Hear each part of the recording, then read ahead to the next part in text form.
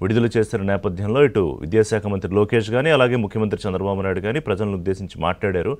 పథకాలు ఏ రకంగా అమల్లో కొంత ఆలస్యమైన ముందుకు తీసుకెళ్తాం, అన్నదాత సుఖీభవ ఈ నెలలోనే ప్రారంభిస్తాం, 6 గ్యారంటీలు సూపర్ 6 ఏదైతే ఉందో అది దాదాపుగా ఒక్కొక్కటి అమలు చేసుకుంటూ వెళుతున్నాం అని చెప్పి.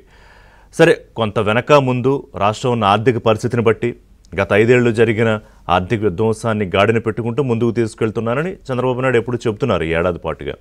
కానీ ఏదైతే ఈ విద్యా శాఖకు సంబంధించి ముఖ్యంగా ఎవరైతే స్కూళ్ళకి పిల్లల్ని పంపిస్తున్నారో వాళ్ళకి ఒక బిడ్డకి 15,000, అందులో 13,000 నేరుగా తల్లి ఖాతాలోకి, 2,000 ప్రభుత్వ యంత్రాంగం ద్వారా ఆ స్కూళ్ళ సంబంధించి మెయింటెనెన్స్ రకరకాలుగా. ఎందుకంటే ప్రభుత్వ పాఠశాలలు గతంలో ఎలా ఉన్నాయి, ఎలా ఉండాలి అనేకసార్లు చర్చించుకున్నాం మనం.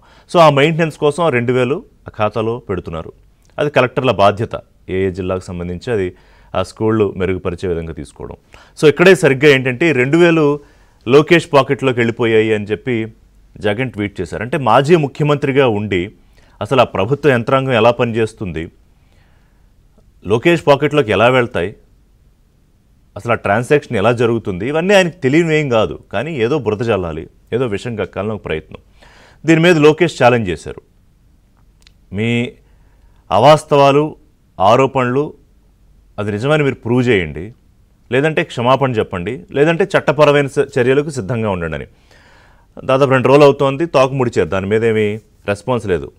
నేనేదో బుగ్గన రాజేంద్రనాథ్ రెడ్డి మాజీ ఆర్థిక శాఖ మంత్రి, ఆయన ప్రెస్ మీట్ పెట్టాడు హైదరాబాద్లో. సరే, ఆయన మొత్తం అంతా అన్ని స్కీముల గురించి, సూపర్ 6 గురించి, అమళ్ళ గురించి ఏదో అడిగాడు. ఓకే, కొన్ని ప్రశ్నలు పథకాల గురించి అడగడము, ప్రభుత్వ విధానాల్లో కొన్ని లోపాలు ఉంటే దాని గురించి మాట్లాడడమో తప్పులేదు. That is always welcome. ఎందుకంటే కన్స్ట్రక్టివ్గా క్రిటిసిజం చేయడం అనేది ప్రభుత్వాలకు కూడా అవసరం. అంతా బాగుంది అని చెప్పుకుని ముందుకెళ్ళిపోతే ఎక్కడెక్కడ బాగోలేదు, ఎక్కడెక్కడ సమస్యలు ఉన్నాయనేవి పక్కకి వెళ్ళిపోతాయి. సో దట్ దాని మేర లబ్ధిదారులకి నష్టం జరిగే అవకాశం ఉంటుంది. కానీ తన మీడియాలో రాసే రాతలు ఏంటంటే అసలు తల్లికి వందనం గురించి తల్లికి వందనం అని పెట్టి అది పక్కదారి పడుతోందనే తప్పుడు ప్రచారం. అసలు ఈ 2,000 అనే జీవో వైసీపీ హయాంలోనే, అంటే ప్రభుత్వ యంత్రాంగం ద్వారా స్కూల్స్ మెయింటెనెన్స్కి ఇవ్వాలి అనేది అప్పుడే వచ్చిందనేది నిన్న తెలుగుదేశం పార్టీ నేతలు పట్టాభి అనుకుంటా ఆయన ప్రజెంటేషన్ ఇస్తూ కూడా దాన్ని చెప్పారు. 5 ఏళ్లలో జగన్మోహన్ రెడ్డి ఈ పథకం కోసం ఇచ్చింది, అప్పుడు అమ్మఒడి అని పేరు ఉండేది, 23,877 కోట్లు అయితే ఒక్కేడాదిలే కూటమి ప్రభుత్వం మొదటేడాది 10,090 కోట్లు దీనికి కేటాయించడం, విడుదల చేయడం కూడా జరిగింది, దాదాపు 8,000 కోట్ల పైన.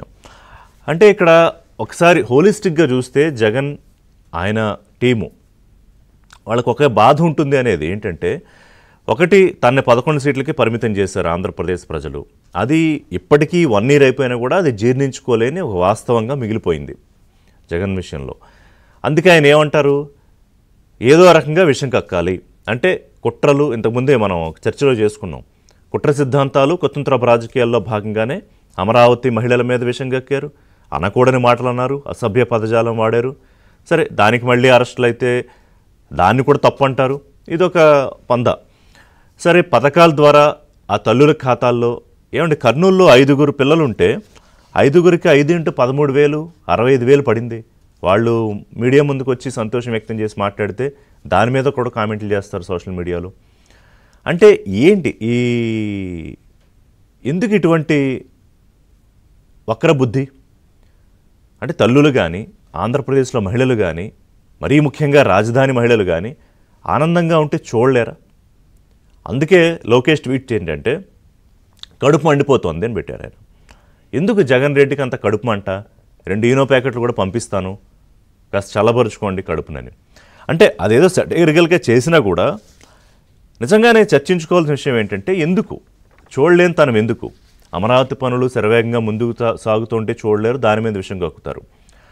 పోలవరంలోనూ అదే తంతు. సరే, రాగానే అప్పుడేదో దానికి సంబంధించి మొత్తం అంతా ఇదే రీఇంజనీరింగ్ ఇంకోటి అని మొదలుపెట్టారు. పోనీ అదన్నా చేశారంటే అది చేయలేదు, అమరావతిని చంపేశారు. ఇప్పుడు మళ్ళీ అవి పునరుద్ధరించుకునే ప్రయత్నాలు ముందుకెళ్ళి పనులు చేస్తుంటే అది కంటగింపు. సో ఏతావాత ఏంటంటే రాష్ట్ర ప్రజలు ఒక అభివృద్ధిలో ప్రగతి బాటలో ముందుకెళ్ళకూడదు. 2,90,000 కోట్లు ఎంతో ఆయన బటన్ నొక్కి ఇచ్చేన్నాడుగా.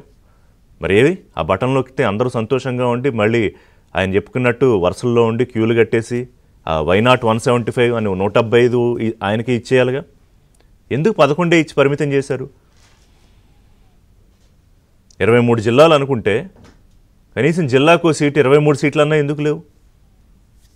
ఆలోచించుకోవాలి. ఆలోచించుకోవడం మానేసి ఇప్పుడు కూటమి ప్రభుత్వం వచ్చింది, చంద్రబాబు నాయుడు మీద ఎలా విషం కక్కాలి, పవన్ కళ్యాణ్ మీద ఎలా విషం కక్కాలి. ఇప్పుడు రోజా ఏమంటారు? సూపర్ 6 ఫెయిల్యూరు, ఇదేనా సుపరిపాలన? 1,60,000 కోట్లు అప్పులు చేసేసారు. ఏమైపోయావు నువ్వు పవన్ కళ్యాణ్? విద్యార్థులు రైతులు ఇబ్బందులు పడుతుంటే మిస్టర్ డిప్యూటీ సీఎం అని ఆవిడ అడుగుతోంది. సరే, డిప్యూటీ సీఎం స్పందించాలంటే స్పందించాలి, సమాధానం చెప్పాలి. సరే, బొగ్గన ఆయన ప్రశ్నలు ఏంటి? 30 లక్షల మందికి తల్లికి వందనం ఎగ్గొట్టారని ఆయన అంటున్నారు. నిజంగా 30 లక్షల మందికి ఎగ్గొడితే దానికి సమాధానం చెప్పాలి ప్రభుత్వం. అంటే ఇందులో రాష్ట్ర ప్రజల్ని ఒక కన్ఫ్యూజ్ చేయడానికి ఒక మీడియా అంటే ఒక పత్రిక, ఒక టీవీని అడ్డుపెట్టుకుని వికృత చేష్టలు, వికృత క్రీడలు, అబద్ధ ప్రచారాలు, అసత్య ప్రచారాలు ఇదొక ఎత్తు అయితే, జరుగుతున్న వాటిని కూడా జరగట్లేదని చెప్పడం, దాన్ని పక్కదారి పట్టించడం. ఎందుకంటే ఒకే విషయాన్ని నేను ఎప్పుడు చెప్తా, ఒకే విషయాన్ని 10 సార్లు చెప్తే ప్రజల్లో ఒకవేళ ఇది నిజమేనేమో అనే అనుమానం తలెత్తుతుంది. దాని మీద ఇంకొక 10 సార్లు చెప్తే ఇది నిజమే అనే పరిస్థితికి వస్తుంది. సో ఇది నిజం కాదో, ఇది నిజమో అబద్ధమో అని మళ్ళీ తేల్చాల్సిన బాధ్యత, బురద జల్లితే కడుక్కోవాల్సిన బాధ్యత కూడా ప్రభుత్వం మీద ఉంది ఆబ్వియస్గా. ఎందుకని? They are for the people. కూటమి ప్రభుత్వం ఉన్నది తెలుగుదేశం పార్టీ కోసమో, జనసేన పార్టీ కోసమో, బీజేపీ పార్టీ కోసమో కాదు. ఆయా పార్టీల ఎదుగుదలకి, మళ్ళీ అధికారంలోకి రావాలి, అదంతా రాజకీయ వ్యవహారం. కానీ ప్రభుత్వం అనేది ప్రజల కోసం ఎందుకుంది, ఎంత డెలివరీ చేస్తోంది? ఈ ఏడాదిలో దాదాపు నా దగ్గర కొన్ని లెక్కలు కూడా ఉన్నాయి, ఎంతమందికి డెలివరీ చేశారు, ఎంతమంది బెనిఫిషియర్స్ ఉన్నారు, ఇవన్నీ మాట్లాడదాం.